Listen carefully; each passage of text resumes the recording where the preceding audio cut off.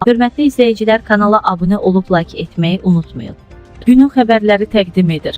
Bu il noyabr ayında Azərbaycanda havanın orta aylıq temperaturunun əsasən iqlim normasına yaxın olacağı gözlənilir. Bu barədə ölkə Azra Milli Hidrometeorologiya Xidmətindən məlumat verilib. Qeyd edilib ki, noyabr ayında ümumi atmosfer sirkulyasiyasının dəyişməsi baş verir. Tutqun və buludlu günlərin sayı çoxalır. Soyuq hava kütlələrinin əraziyə tez-tez daxil olması nəticəsində havanın temperaturu xeyli aşağı enir. Aylıq yağıntının miqdarı əsasən iqlim normasına yaxın, bəzi ərazilərdə isə normadan bir qədər çox olacağı ehtimal olunur. Birinci 10 günlüyün ilk günlərində ölkə ərazisində hava şəraitinin sabit, əsasən yağmursuz keçəcəyi gözlənilir.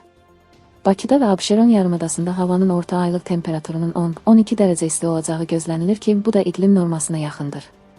Gecələr havanın temperaturu 5-10 dərəcə, gündüzlər 14-19 dərəcə, bəzi günlərdə 24 dərəcə isti olacağı gözlənilir. Aylıq yağıntının miqdarının iqlim normasına yaxın, bəzi yerlərdə isə bir qədər çox olacağı gözlənilir.